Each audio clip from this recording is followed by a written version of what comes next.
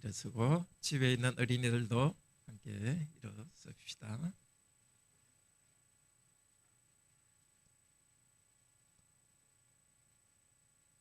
두 가지 질문할게요.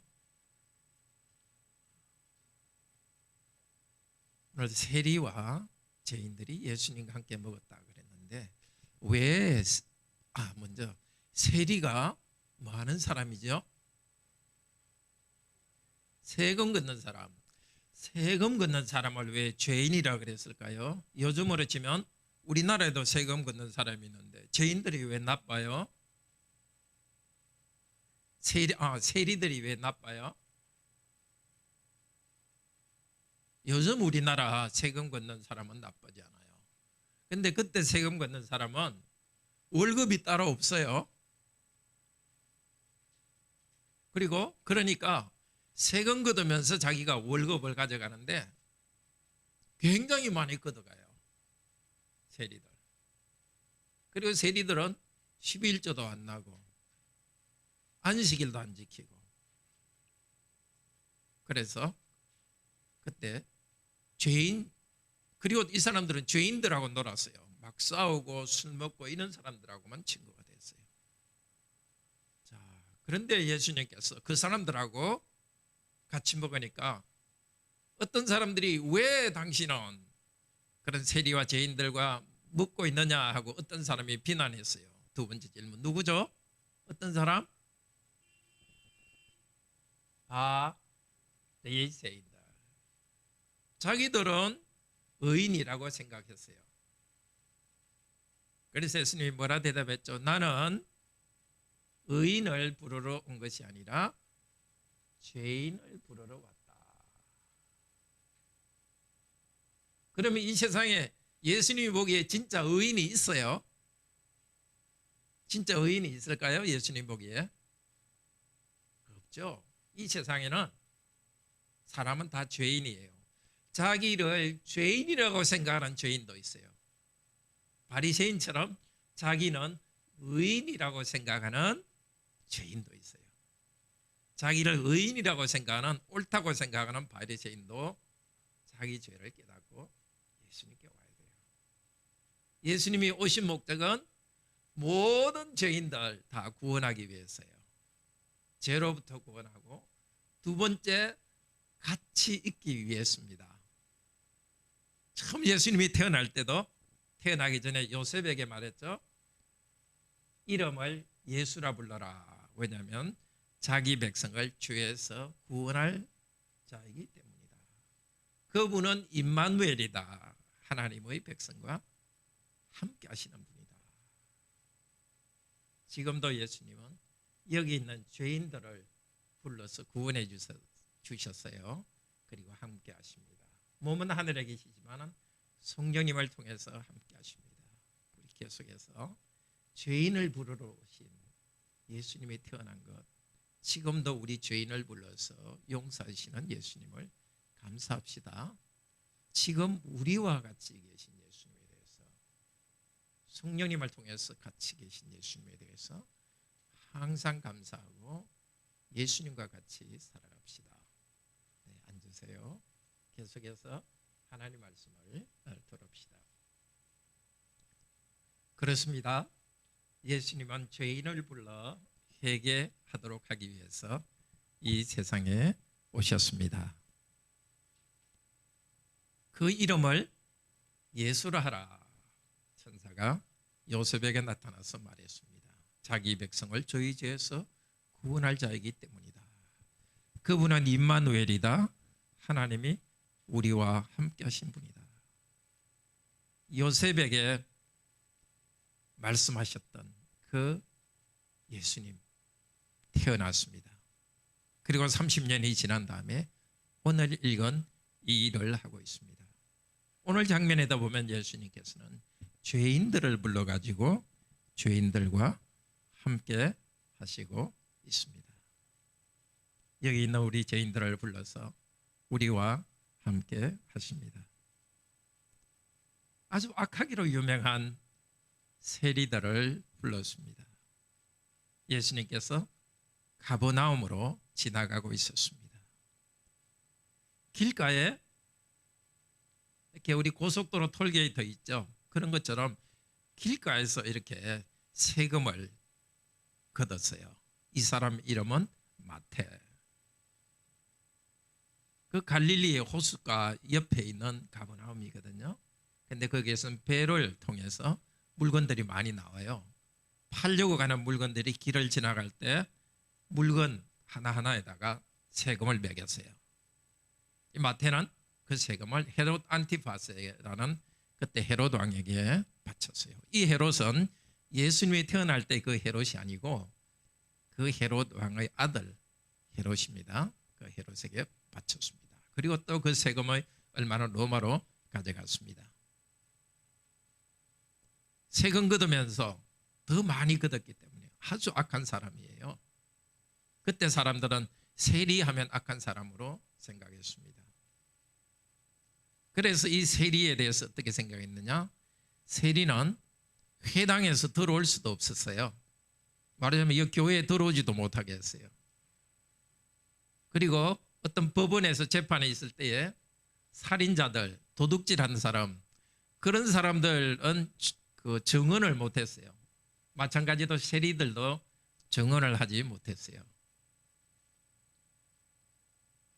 그런데 예수님께서 이 마태를 보고 나를 따르라 이렇게 말씀하셨습니다.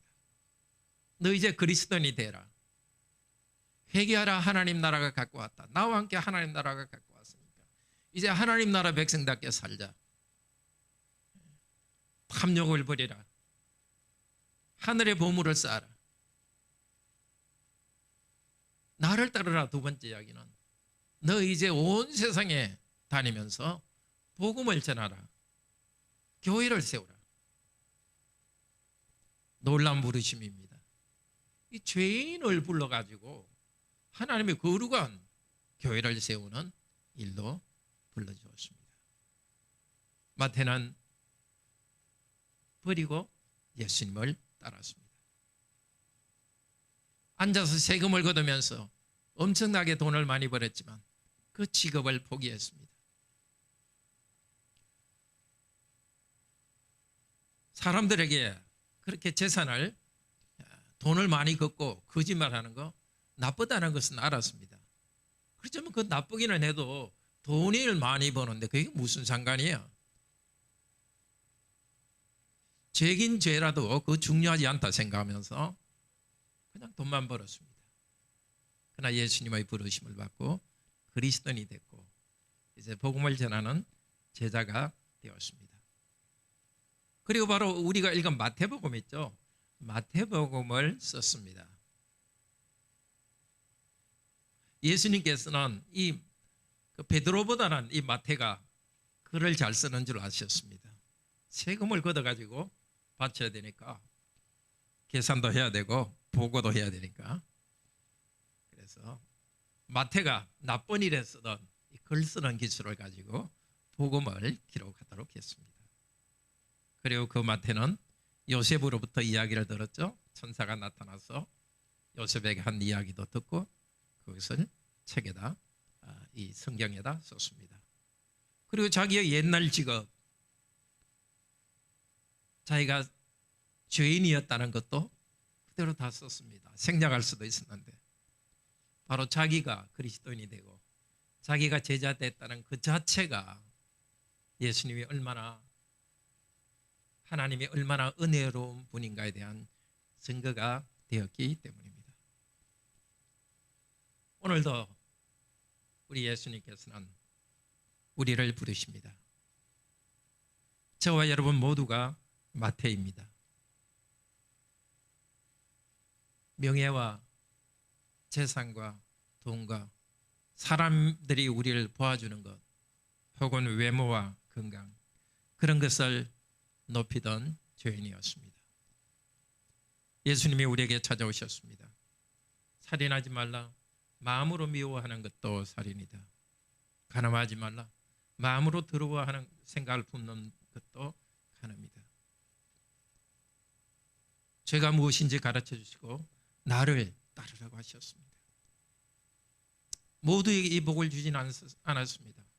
우리에게는 이 복음을 전해주셨고 따를 수 있는 마음을 성령님을 통해서 주셨습니다.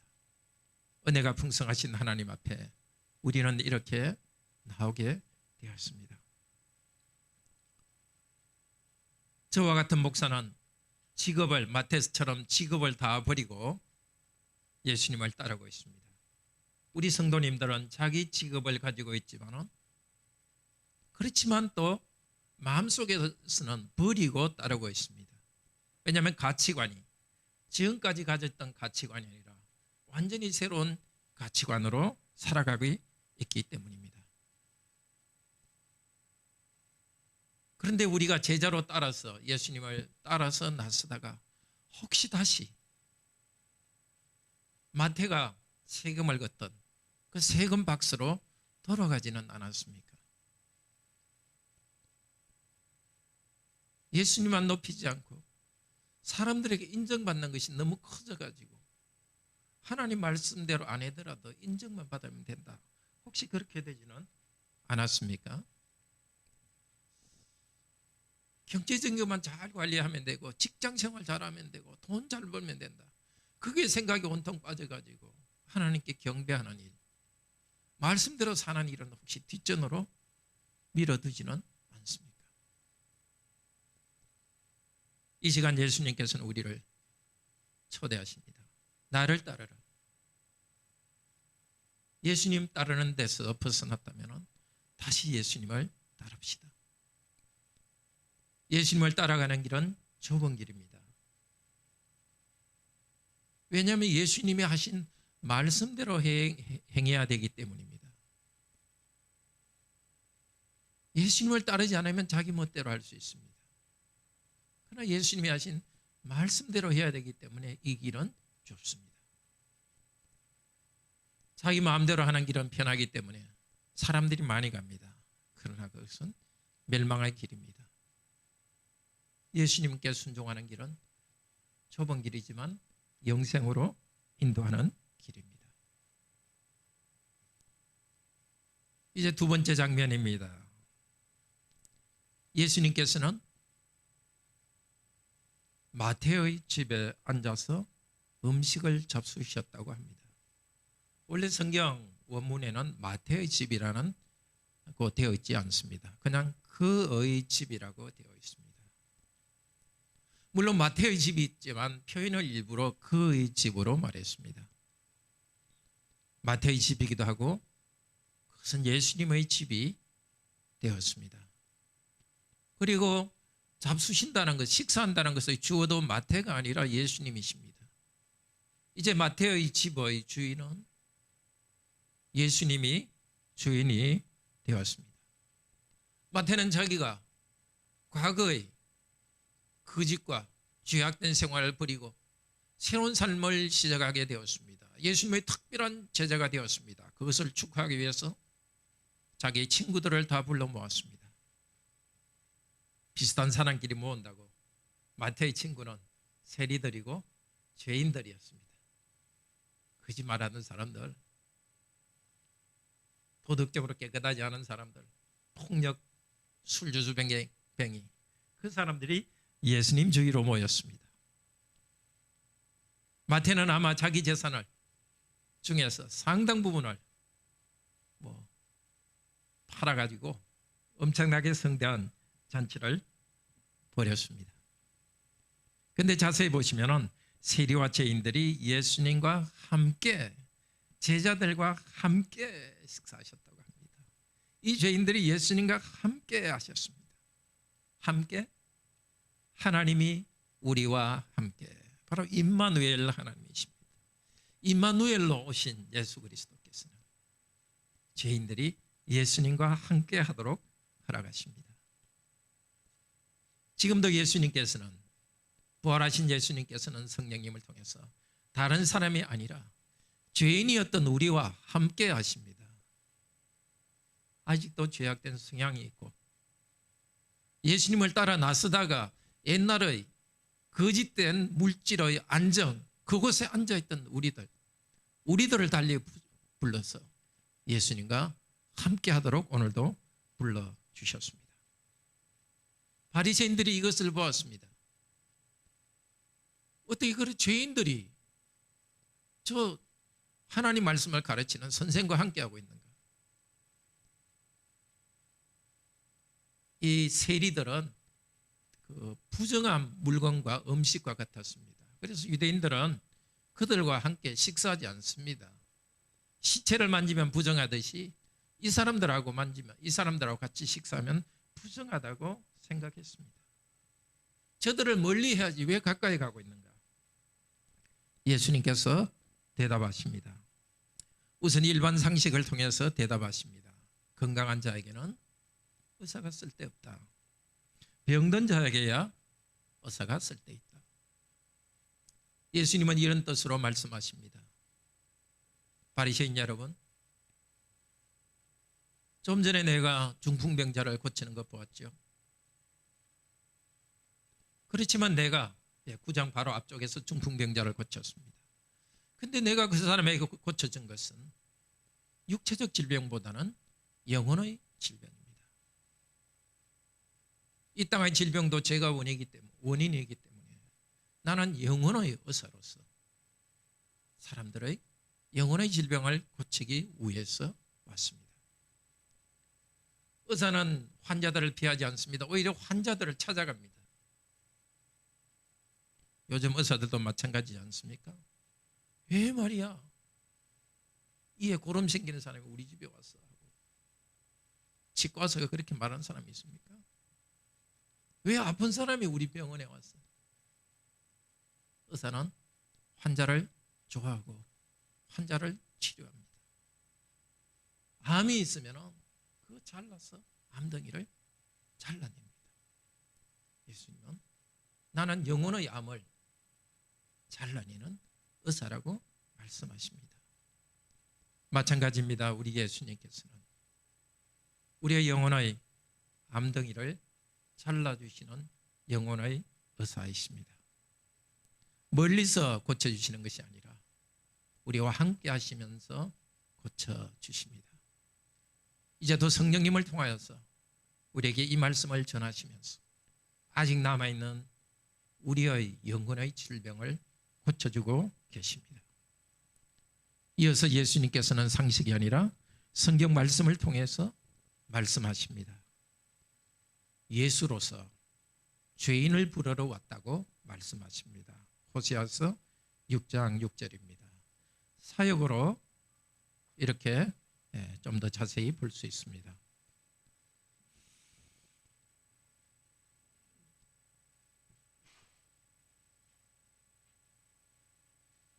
바리새인에게 이렇게 말씀하십니다. 그런데 여러분은 가서 이것이 무엇인지 배우십시오. 제자 되십시오. 나는 자비를 원하지 제사는 아니다. 왜냐하면 나는 의인들이 아니라 죄인들을 부르기 위해서 왔습니다. 여러분은 가서 호세아의 말씀을 배우십시오. 배운다는 말에 여러 가지 단어가 있지만 여기서 배운다는 것은 제자 된다는 뜻입니다. 제자라는 말을 이렇게 동사로 만든 것입니다. 베드로와 요한은 이미 제자가 되어서 예수님의 말씀을 배우고 있습니다. 마태? 사실은 마태라는 이 단어도 발음은 제자라는 말과 똑같습니다. 제자가 성경에서 원래 마태입니다. 마태도 마태 제자가 되어서 배우고 있습니다. 마태의 친구들, 죄인들, 세리들도 이제 머리를 숙이고 예수님께 배우고 있습니다. 이제 머리를 들고 교만하게 머리를 들고 있는 여러분, 바리새인들도 이 말씀을 배우십시오라고 말씀하고 있습니다. 자기의 확신으로 쏟아넣기 전에 먼저 조용히 배워야 합니다. 나는 의로운데 왜 저렇게 죄인인 세리들과 이 예수라는 사람은 같이 함께하고 있는가? 나는 저 죄인들을 멀리하고 있는데 왜 이 예수는 가까이 하고 있는가? 따지기 전에 조용히 물어야 배워야 됐습니다. 우리도 예수님께 배우고 제자가 되기를 바랍니다. 왜 예수님께서는 저렇게 문제가 있는 사람을 사랑하시는가? 왜 구원하시는가? 왜 저런 사람을 우리 교회로 불러주시는가? 우리에게 품위가 떨어지는 것이 아닌가? 다른 사람을 판단하기 전에 먼저 자신을 바라봅시다. 나와 같은 죄인을 구원하신 예수님을 바라봅시다. 왜 이렇게 문제가 있는 이런 사람을 내 남편으로 줬는가? 알고 보니까 이런 문제가 있는 이런 사람이 어떻게 내 아내인가? 생각하지 마시고 나 같은 죄인, 참 이런 분을 남편과 아내로 주신 예수님 참 감사합니다. 비록 옆에 사람도 죄인이지만 나는 더 죄인이니까 이런 사람 나한테 붙여주신 것 감사합니다. 그렇죠? 우리 모두는 우리가 보기에 세상에서 제일 큰 죄인입니다. 옆에 사람은 우리가 가장 가까운 남편 아내도 우리가 얼마나 죄인인지 잘 모릅니다. 우리 마음속에 일어나는 온갖 죄악된 그 많은 생각들, 나 혼자 한 생각들 다 모릅니다. 여러분 모두가 알기에는 정직하게 말해서 세상에서 제일 큰 죄인입니다. 죄에 대해서, 구원에 대해서 먼저 배우도록 합시다. 호세아는 예수님께서 오시기 750년 전에 예언했습니다. 하나님 백성이 불순종하기 때문에 하나님께서 사자처럼 심판할 것이라고 말씀하셨습니다. 하나님 백성들이 죄를 회개하고 돌아올 때를 기다린다고 말씀하셨습니다. 호세아 6장 한번 찾아봅시다. 구약 1261페이지입니다. 1절 3절에서 하나님께서는 이렇게 말씀하십니다. 백성들이 이렇게 회개하고 돌아오기를 기다리십니다. 오라, 우리가 여호와께로 돌아가자. 여호와께서 우리를 찢으셨으나 도로 낫게 하실 것이요 우리를 치셨으나 싸매 주실 것이라. 그러므로 우리가 여호와를 알자. 힘써 여호와를 알자. 이제 여호와를 알고 회개하고 돌아와서 예수 그리스도로부터 치유받자. 영혼의 의사 되신 하나님으로부터 치유를 받자. 그렇게 하고 돌아오기를 기다렸습니다. 그러나 호세아 6장 4절에서 말씀합니다. 너의 인애가 아침 구름이나 쉬 없어지는 이슬과 같도다. 헛되다는 것입니다. 인애가 무엇인가? 이어서 6절 7절에서 말합니다. 나는 인애를 원하고 제사를 원치 아니하며 번제보다 하나님 아는 것을 원하노라. 같은 인애를 이야기합니다. 헛된 것 말고 너희들이 진짜 인애를 알기를 원한다? 그들은 아담처럼 언약을 어기고 거기서 나를 반역하였느니라. 나는 긍휼을 원한다. 이건 인애, 자비 여러 가지로 번역되지만 언약적 사랑입니다. 헤세드. 우리 어린이들도 그건 하나 외우세요. 언약적 사랑, 헤세드. 나는 헤세드를 원한다. 이 헤세드란 단어는, 자비는 사람을 향하여서는 자비라고 되지만 하나님을 향하여서는 사랑, 신실한 사랑을 말합니다. 바로 7절에 나오는 언약입니다. 하나님 쪽에서 은혜로 우리를 정말 아내처럼 맞아주셨습니다. 우리가 해야 될 일은 하나님을 헤세드, 하나님이 먼저 헤세드, 사랑해 주셨기 때문에 우리도 하나님을 온 마음을 다해 사랑하는 것입니다. 하나님을, 이 큰 사랑을 받고 하나님을 사랑하기 때문에 서로를 향해서 그 사랑으로 사랑하는 것입니다. 이 하나님의 언약 공동체에 공짜로 은혜로 들어오게 해주셨기 때문에 우리가 해야 될 임무는 하나님을 온전히 사랑하고 서로를 사랑하는 것입니다. 그런데 호세아 때의 하나님 백성들은 제사는 잘 드렸습니다. 규칙적으로 제사는 다 드리고 11조는 잘 드렸습니다. 그런데 마음속으로 실제로 하나님을 사랑하는 것은 없었습니다. 이웃을 사랑하는 것은 없이 이웃의 토지를 빼앗고 가난한 사람에게 형제 자매들에게 돈을 빌려주어서 고리대를 이자를 많이 물리다가 결국 빚을 지게 만들어갖고 땅을 빼앗는 그런 자들이었습니다. 그래서 하나님께서 너희들이 형식적인 제사는 그만두리라. 물론 그 제사를 통해서 예배해야 되지만 그 예배와 제사는 드려야 되지만은 핵심적인 뼈대를 놓쳐서는 안 된다. 그래서 강조하기 위해서 나는 제사를 원하지 않는다. 그 정도까지 극단적으로 말하고 있습니다.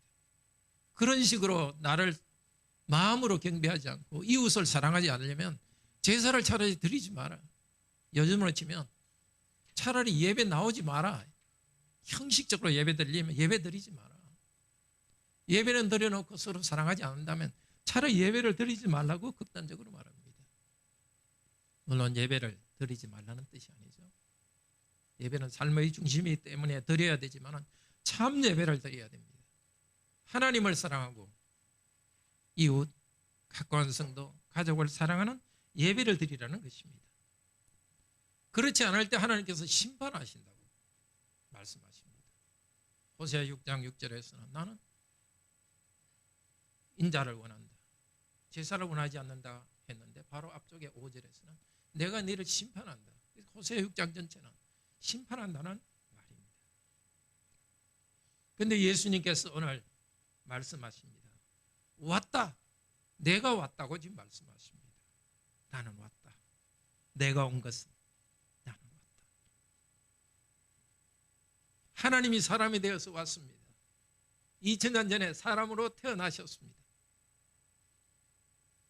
30년이 지난 다음에 이제 말씀하십니다. 내가 왔다. 어떤 분? 심판주가 오셨습니다. 정말 사랑이 없고 헤세드가 없는 그 심판주가 왔습니다. 호세아서를 인용했던 것은 심판주로 왔다는 것입니다. 그런데 놀랍게도 심판주로 오신 그분께서는 죄인을 불러서 구원하기 위해서 왔습니다. 바리새인들은 알아야 됐습니다. 심판주가 왔습니다. 심판주 앞에 그들도 심판을 받아야 됩니다. 왜 저 세리와 죄인들과 식사하느냐? 그렇게 생각해서는 안 되고 참된 경건을 잃어버린 우리들을 심판하실 분이 하나님이 왔다는 것을 두려워해야 했습니다. 놀랍게도 심판하실 분께서는 오히려 자기를 심판하셨습니다. 나는 죄인을 구원하기로 왔다. 죄인들이 받아야 될 그 심판을 그분이 받으셨습니다. 이렇게 바리새인들로부터 비난을 받고 있습니다. 십자가에서는 뺨을 맞고 침 뱉으면서 온갖 모욕을 당하셨습니다. 그리고 십자가에 달리셨습니다. 나의 하나님 어찌하여 나를 버리셨나이까. 죄인인 저와 여러분이 하나님께 버림을 받아야 되는데 하나님의 진노와 저주를 받아야 됐습니다. 아니 하나님과 진노와 저주 속에 있었습니다. 그러나 예수님께서 오셨습니다. 죄인들을 심판으로부터 구원해 주셨습니다. 저와 여러분도 하나님의 진노와 심판 가운데 있었습니다. 우리는 옆 사람을 보면서 왜 저 사람은, 왜 우리 가족은 저렇게 저 모양밖에 안 되느냐 생각했지만 저와 여러분도 죄인이요 하나님의 저주와 심판 가운데 있었습니다. 그러나 하나님 아들께서 심판 저주 받으심으로 우리는 거기서 벗어났습니다. 하나님의 위엄을 도전한 죄를 우리는 지었습니다. 하나님께서 사람을 창조하실 때 하나님의 형상이기 때문에 하나님을 경배하도록 했지만 제대로 경배하지 않았습니다. 하나님의 형상으로 창조된 사람을 사랑하라 했지만 우리는 하나님이 원하시는 만큼 사랑하지 않았습니다. 그런 사람에게 하나님은 진노하셨고 진노가 안 돼 내버려 두었습니다. 하나님 예수 그 진노, 하나님의 진노를 우리가 받을 수가 없습니다. 우리가 스스로 구원할 수가 없습니다. 하나님의 진노는 무한하기 때문에 사람으로서 그것을 당할 수가 없습니다. 그래서 하나님께서 사람이 되셔서 하나님의 무한한 진노를 받으셨습니다. 그러나 사람을 대신해야 되기 때문에 사람이 되셔서 우리가 받아야 될 진노를 받으셨습니다. 그래서 우리의 구원자께서는 동정녀의 몸에 태어나셔서 하나님으로서 태어나셨습니다. 그러나 또한 성령님으로, 동정녀의 몸에 성령님으로 태어나셔서 하나님으로서 오셨습니다. 하나님으로서의 신성을 가지고 계셨습니다. 그러나 또한 마리아의 몸에 태어나심으로써 사람의 인성을 가지셨습니다. 하나님이며 사람이신 하나의 인격, 하나의 신격 안에 하나로 되신 그분, 그 예수님의 심판과 저주를 받으심으로써 우리를 하나님의 심판과 저주로부터 구원해 주셨습니다. 예수님께서는 죄인을 부르러 왔습니다. 의인을 부르러 온 것이 아닙니다. 이 세상에 의인이 있는 것은 아닙니다. 그러나 예수님께서는 그 자기를 의인이라고 하는 사람은 구원하지 않는 것도 아닙니다. 만약 그랬다면 예수님은 바리새인들에게 말도 하지 않았습니다. 자기를 의인이라고 생각하는 바리새인에게도 지금 말하면서 배우라고 말하고 있습니다. 그런 바리새인 중에 한 사람인 바울을 선택하셨어. 역시 온 세상 복음 전하는 자로 삼았었고, 바리새인들 중에서도 예수 그리스도를 믿는 자들이 나왔습니다. 성도님이 자기를 의인으로 생각하건 죄인으로 생각하건 하나님의 은혜 안으로 초대해 주셨습니다. 모든 사람에게 초대해 온 것이 아닙니다. 예수님 그 당시에도 모든 세리와 죄인들이 예수님 곁에 온 것이 아니라 마태의 친구들만 왔습니다. 이 특별한 초대를 받은 우리들 참으로 감사드립시다. 우리가 의인이기 때문이 아니라 죄인이기 때문에 우리를 부르신 것을 감사합시다. 로마서 5장 8절은 말합니다. 우리가 아직 죄인 되었을 때 그리스도께서 우리를 위하여 죽으심으로 하나님께서 우리를 향한 자기의 사랑을 확증하셨느니라. 이 예수 그리스도의 은혜로 구원받아서 교회 생활하는 우리들이 정말 조심해야 될 생각이 있습니다. 하나님의 은혜로 우리가 의롭게 살게 되었습니다. 그러다 보면 어떤 생각을 하게 되느냐?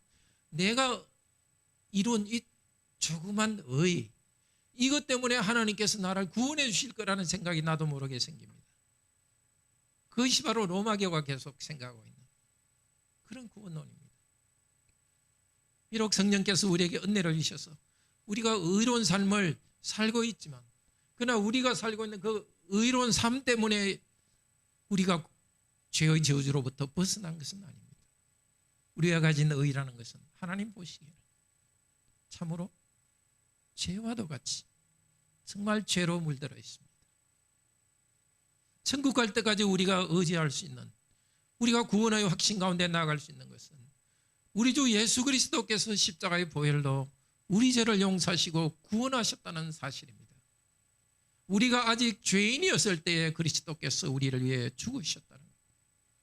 여전히 죄악된 성향이 있지만은 예수 그리스도께서 우리를 은혜로 구원해 주셨습니다.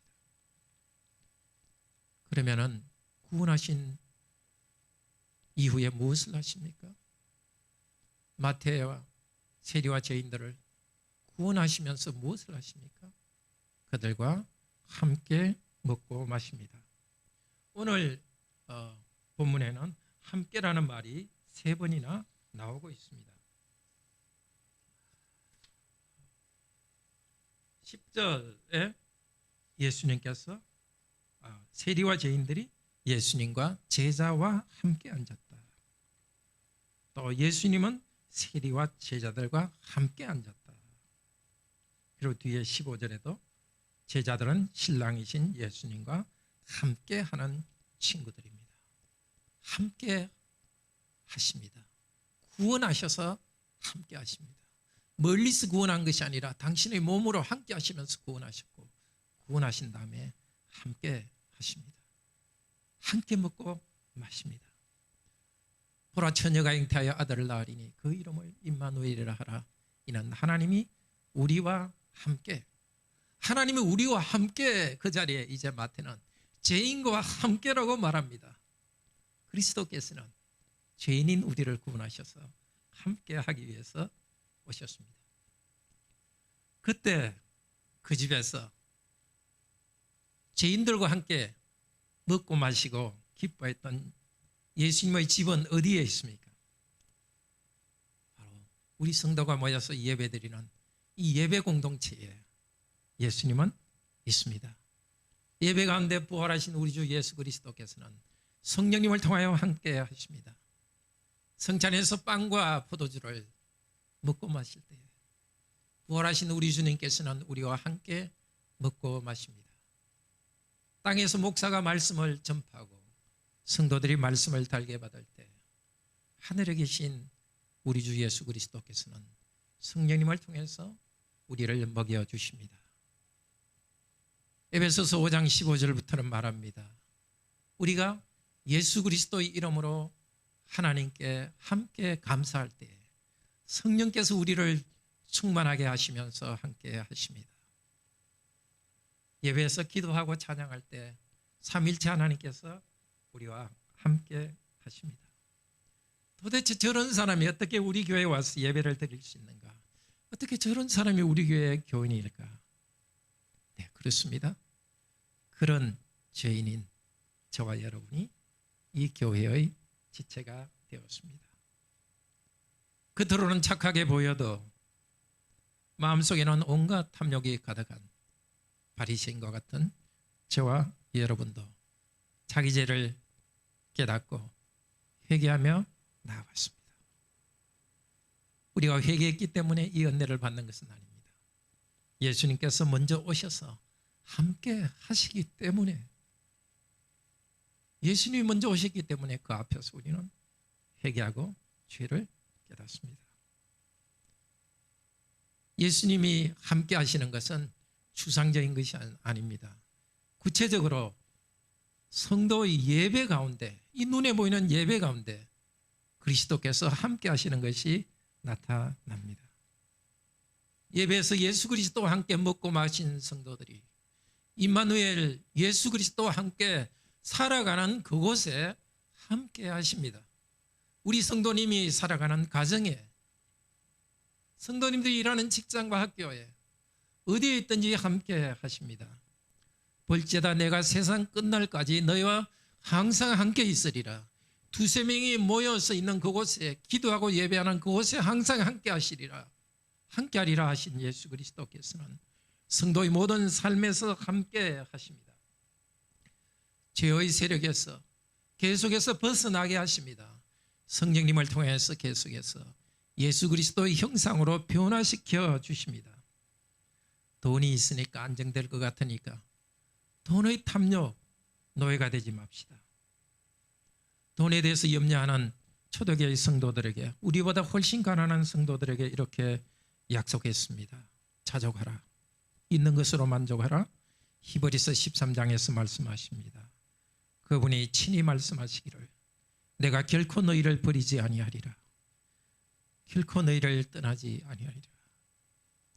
우리가 보기에는 불안하고 불확실한 상황을 살아갑니다. 환경을 보고 고민에 빠지고 상황을 예측하면서 너무 고민하지 맙시다. 약속을 굳게 믿읍시다. 내가 결코 너를 버리지 아니하리라, 결코 떠나지 아니하리라. 약속하신 예수님께서는 몸을 가지고 오십니다. 그때 세리와 죄인들보다도 훨씬 좋은 잔치를 주실 것입니다. 계시록 19장에서는 19장 6절 7절은 이렇게 말씀하십니다. 할렐루야, 우리가 즐거워하고 크게 기뻐하며 그에게 영광을 돌리세. 어린 양의 혼인 계약이 이르렀고 그의 안에 교회와 성도가 자신을 준비했기 때문이다. 그 나라의 어린 양의 혼인잔치를 바라보면서 지금 기뻐하고 즐거워합시다. 그때 우리는 예수 그리스도를 눈으로 보면서 경배할 것입니다. 계시록 22장 5절은 말합니다. 온 땅을 다스리며 왕노릇할 것이다. 오늘도 저와 여러분 같은 죄인을 구원하여 함께 하십니다. 영원한 새하늘과 새 땅에서 죄가 없이 어린 양의 혼인잔치에 참여할 것입니다. 지금은 직장 생활에서 너무 찌들리는 일도 많지만 그때는 아무 그런 스트레스가 없이 하나님이 창조하신 온 우주를 다스리는 그 영광스러운 왕이 될 것입니다.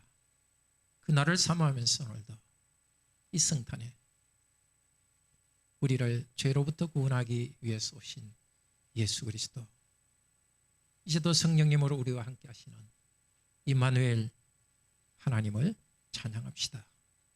우리 찬송가 126장 찬송합시다.